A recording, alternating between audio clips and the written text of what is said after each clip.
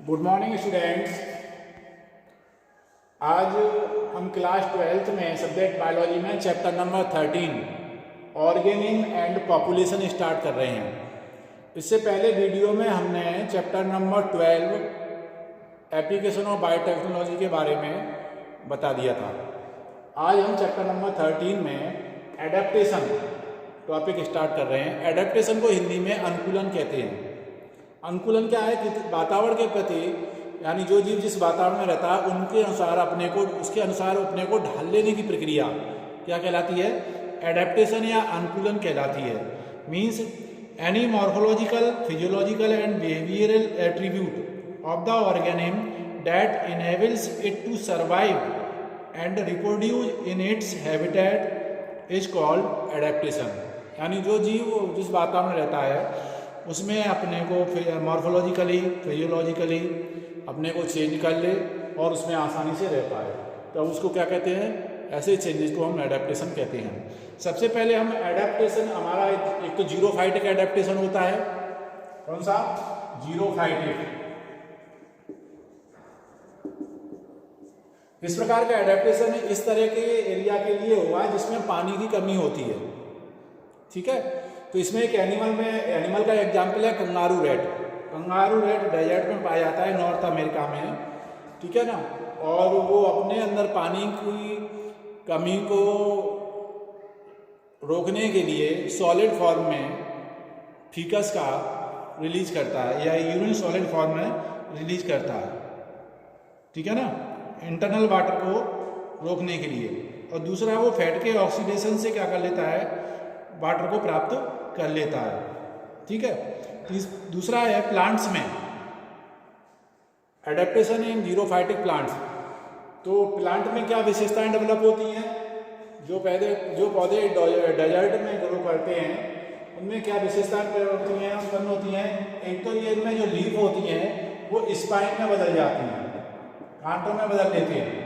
ठीक है, आपने देखा होंगे रेगिस्तान में जो पौधे होते हैं उनमें पत्तियां नहीं होती और वो कांटों में बदल जाती हैं, कांटे होते हैं। दूसरा, इनका जो रूट सिस्टम है, रूट सिस्टम वेल डेवलप्ड होता है क्योंकि पानी गहराई में मिलेगा, इसलिए इनकी जड़ें अधिक विकसित होती हैं और अधिक गहराई तक जाती हैं। तीसरा, इन पौधों में देखा हुआ आपने, जैसे मदार देखा हुआ, कैलोट्रोपस प्रोसेरा बोलते हैं जिसको, तो इनमें जो पत्तियां होती हैं उनमें वैक्स, उसके ऊपर एक वैक्सी लेयर होती है, मोम जैसे पदार्थ की लेयर होती है जो लाइट को क्या कर देती हैं? रिफ्लेक्ट कर देती हैं। इनमें स्टोमेटा जो होते हैं संकीर्ण होते हैं, या तो कम होंगे, लीफ नहीं होंगी तो स्टोमेटा नहीं होंगे, और अगर होंगे भी तो क्या होंगे? वो संकीर्ण होंगे, यानी धसे हुए होंगे। ठीक है, तो ये इसमें 3-4 तरह की एडेप्टेशन है। लीव्स स्पाइन में कन्वर्ट हो गई, रूट्स वेल डेवलप्ड होंगी, डीपर होंगी। ठीक है, और इसमें जो लीव्स होंगी भी तो उस पर वैक्सी लेयर होगी कोटेड की, वैक्सी लेयर कोटेड होगा, और स्टोमेटा इसके क्या होंगे? संकीर्ण होंगे, धसे हुए होंगे। ठीक है, ये तो आपकी हो गई जीरोफाइटिक एडेप्टेशन।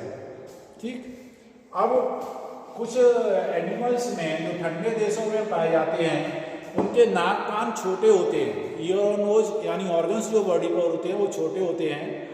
इसको हम एलन रूल कहते हैं।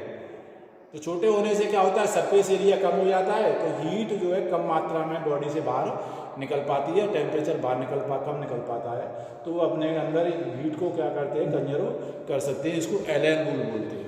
ठीक है, तो ये इस तरीके के प्लांट्स और एनिमल में कुछ एडेप्टेशन थे। ठीक, आगे का टॉपिक है इंटरेक्शंस। इंटरेक्शंस या पॉपुलेशन इंटरेक्शंस। Population interactions.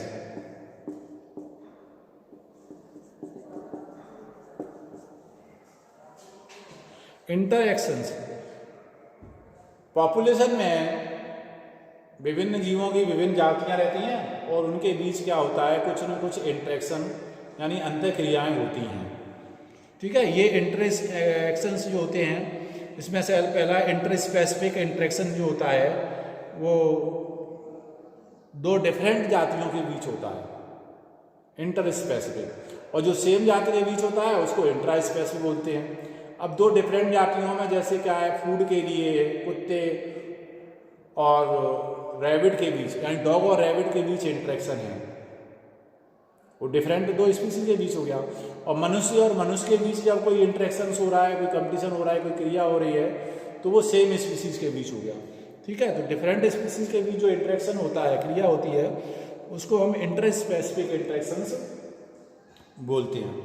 ये इंटरेक्शंस जो होते हैं वो भोजन के लिए, रक्षा के लिए, ठीक है ना, अपने को सक्सेस करने के लिए होते हैं। इंटरेक्शंस यहाँ पर देखिए, पहला है म्यूचुअलिज्म। कौन सा है? म्यूचुअलिज्म, या इसको सिम्बायोसिस भी बोलते हैं। क्या बोलते हैं? सिम्बायोसिस। और इंटरेक्शन मैंने बताया दो जीवों के बीच होंगे। तो म्यूचुअल और सिम्बायोसिस में क्या होता है, दोनों स्पीसीज को लाभ होता है, तो दोनों को पॉजिटिव शो करेंगे। इसका एक एग्जाम्पल मैं दे रहा हूं, जैसे राइजोबियम एक बैक्टीरिया होता है जो मटर कुल के पौधों की जड़ों में सिम्बायोसिस के रूप में पाया जाता है, और इसमें मटर कुल के पौधों को और उस बैक्टीरिया को दोनों को लाभ होता है। राइजोबियम बैक्टीरिया को लाभ ये होता है कि उसको रहने के लिए स्थान मिल जाता है, और प्लांट को ये लाभ होता है कि ये राइजोबियम बैक्टीरिया प्लांट को ग्रोथ करने के लिए नाइट्रोजन देता है, नाइट्रोजन का फिक्सेशन करके उसको नाइट्रोजन देता है। तो राइजोबियम हो गया। दूसरा होता है लाइकेन। लाइकेन में क्या होता है, दो स्पीसीज का रिलेशनशिप होता है, आपने पढ़ा होगा।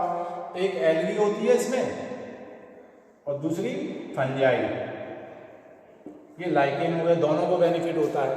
तीसरा होता है माइकोराइजा। Mycorrhiza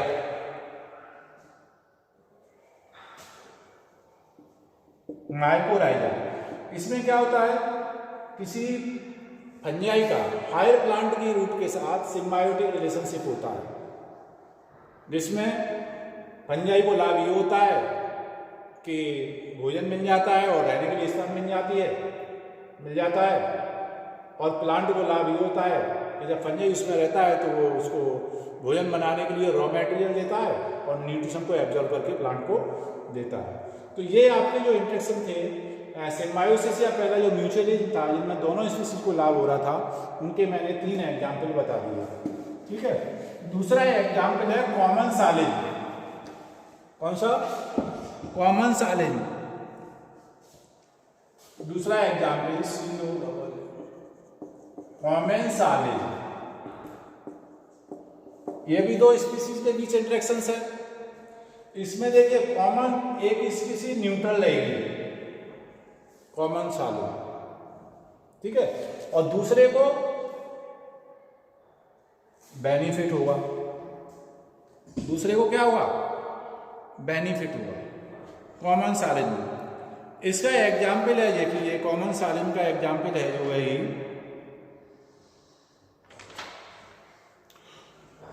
orchid plant. एक ऑर्चिड प्लांट होता है जो आम के पेड़ पर उगता है, आम के पेड़ पर उगता है,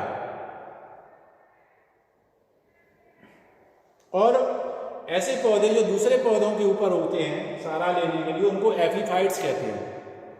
तो ये पौधा आम के पौधे पर उगता है, तो इसमें आम के पौधे से ये कुछ नहीं लेता, केवल सहारा लेने के लिए उस पर ग्रो करता है। अपना ये भोजन खुद बनाता है, वाटर खुद एब्जॉर्ब करेगा, केवल सहारा लेने के लिए मैंगो आम के पौधे पर हुआ है। ठीक है, तो आम के पौधे को, इस पौधे से ना तो कोई लाभ होता है और ना कोई हानि होती है। ठीक है, तो वो न्यूट्रल रहेगा, और इसको क्या मिल जाता है? सहारा मिल जाता है। तो orchid plants growing in the epiphytes के रूप में मैंगो ट्री पे होता है। The orchid gets shelter and nutrition from mango tree. ठीक है, आम से उसको क्या है? सुरक्षा मिल जाती है और भोजन मिल। While the mango tree is neither benefit nor harm. आम के पौधे को इससे, इसके उगने से आम के ऊपर, आम के पौधे को ना तो कोई लाभ होता है और ना हानि होती है, बस इसको सहारा मिल जाता है तो ये ग्रोथ कर जाता है। दूसरा है barnacles growing on the back of whale. Whale एक मैमल्स होता है, वाटर में एक्वाटिक मैमल्स है, उस पर ब्रैंकिल्स ग्रो कर जाते हैं, ठीक है। तो उससे व्हेल को कोई ना तो लाभ होता है और ना कोई हानि हो जाती है। तीसरा है the egrets are close association of grazing cattles. जो देखे होंगे आपने, कुछ जो कैटल्स होते हैं, गाय भैंस वगैरह चरते हैं, तो वो चरते हैं तो वहाँ से क्या होता है, कुछ कीड़े निकलते हैं और पीछे पीछे उनके पक्षी होते हैं, इरगट बर्ड्स होती हैं। तो बर्ड्स को क्या होता है, जब वो चलते हैं तो इंसेक्ट जो उड़ते हैं वो दिखाई देते हैं और उनको भोजन मिल जाता है। लेकिन इससे उस कैटल को ना तो कोई नुकसान हो रहा है ना कोई हानि हो रही है, ठीक है। तो ये 3 एग्जाम्पल मैंने बता दिए कॉमन सालिन के हैं, जिनमें एक स्पीसी न्यूट्रल रहती है, कोई उसको लाभ होता है ना हानि होती है, और एक को बेनिफिट होता है। जैसे मैंने एक ऑर्चिड का एग्जाम्पल बता दिया। ऑर्चिड का पौधा मैंगो ट्री पे ग्रो करता है, तो इसके उगने से मैंगो ट्री को ना तो कोई हानि होती है ना कोई लाभ होता है, ठीक है। दूसरा मैंने बता दिया ब्रैंकिल्स जो है व्हेल के ऊपर ग्रो करते हैं, उससे व्हेल को ना कोई लाभ होता है ना कोई हानि होती है, और उन ब्रैंकिल्स को क्या होता है, भोजन मिल जाता है। तीसरा एग्जाम्पल मैंने बता दिया इरगेट्स, बर्ड का एग्जाम्पल बता दिया, है ना। ये आपके कॉमन सालिन के एग्जाम्पल हो गए। तो म्यूचुअलिज्म और कॉमन सालिन। तीसरा है पैरासिटिज्म। तीसरा एग्जाम्पल है इसमें इंटरेक्शन का पैरासिटिज्म। पैरासिटिज्म को हम परजीवी बोलते हैं। एक जीव या दूसरे जीव पर अपने भोजन के लिए निर्भर रहता है तो उसको हम परजीविता कहते हैं। जो जीव दूसरे जीव पर निर्भर रह रहा है उसको हम पैरासाइट, और जिस पर रह रहा है उसको होस्ट बोलते हैं। क्या बोलते हैं? होस्ट बोलते हैं। पैरासाइट 2 तरह के होते हैं, एक एक्टोपैरासाइट होता है, एक्टोपैरासाइट, और दूसरे होते हैं एंडोपैरासाइट। क्या होते हैं? एंडोपैरासाइट। एक्टोपैरासाइट किसी भी होस्ट की बाहरी सतह पर रहते हैं, ठीक है। जैसे अपने शरीर पर जू रहता है, हेड लॉस रहता है, टिक्स रहते हैं, ठीक है ना, पिस्सू जो होते हैं, डॉग वगैरह बाहर रहते हैं। तो एक्टोपैरासाइट बॉडी से बाहर होंगे, और एंडोपैरासाइट बॉडी के अंदर रहते हैं। जैसे हमारे अंदर एस्केरिस है, टैफवॉर्म है, बहुत सारे पैरासाइट है जो बॉडी के अंदर है, बैक्टीरिया है, ठीक है। एक्टोपैरासाइट और endoparasite. Ectoparasite out of body, endoparasite with in the body, body के अंदर रहते हैं।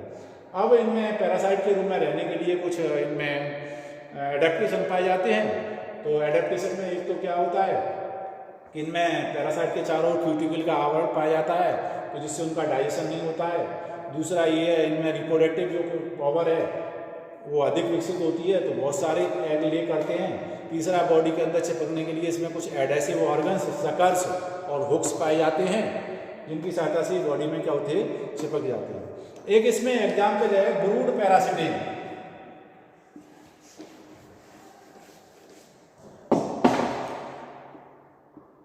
Brood parasitism. ब्रूड पैरासिटिज्म, ठीक है। अब ब्रूड पैरासिटिज्म क्या होता है? ये भी पैरासाइट का ही एग्जाम्पल है। ब्रूड पैरासाइट में क्या करता है, वन ऑर्गेनिज्म जो पैरासाइट के रूप में हुआ, जैसे कोयल, ले it's egg in the nest of another crow. जो कोयल होती है वो कोए के घोंसले में अंडे देती है। कोयल क्या है, पैरासाइट के रूप में हो गई, और कौवा जो होता है वो होस्ट के रूप में हो गया, ठीक है। तो इन विच वन ऑर्गेनिज्म ले it's egg in the nest of another organism is called brood parasitism. जब कोई एक जीव जैसे कोयल दूसरे जीव के घोंसले में, जैसे कौवा, क्रो, अंडे देती है, एग ले करती है, तो इसे हम कहते हैं ब्रूड पैरासिटिज्म। ब्रूड मीन्स होता है जनन के लिए यहाँ पर, ठीक है ना, ब्रूड पैरासिटिज्म कहते हैं। During this course of evolution is egg of the parasite bird have evolve to resemble the host. Evolution के समय में इसमें जो इवोल्यूशन हुआ है उसमें ये सिमिलरिटी रही है कि दोनों का एक तो कलर एक जैसा होता है, ठीक है, और जो अंडे होते हैं उनका भी साइज और कलर कैसा होता है, सेम होता है, तो वो एक दूसरे के अंडों को पहचान नहीं पाते हैं, ठीक है। और कौवा क्या करता है, फिर जो कोयल के अंडे होते हैं उनको अपना समझ करके क्या करता है, उनका पालन पोषण करता है। जब हैचिंग होती तो बच्चे निकलते हैं, और जब ये बच्चे बड़े हो जाते हैं तो उस नेस्ट को या कौवों को छोड़ करके कोयल के साथ उड़ जाते हैं, ठीक है ना। तो ये ब्रूड पैरासिटी का एग्जाम्पल हो गया। तो आज हमने इंट्रैक्शंस में या इस चैप्टर में एडेप्टेशन और पॉपुलेशन इंट्रैक्शंस, पॉपुलेशन इंट्रैक्शंस में म्यूचुअलिज्म, पैरासिटिज्म और कॉमन्सालिज्म, इनके बारे में आपको बता दिया। आगे हम इसमें अगले वीडियो में बताएंगे।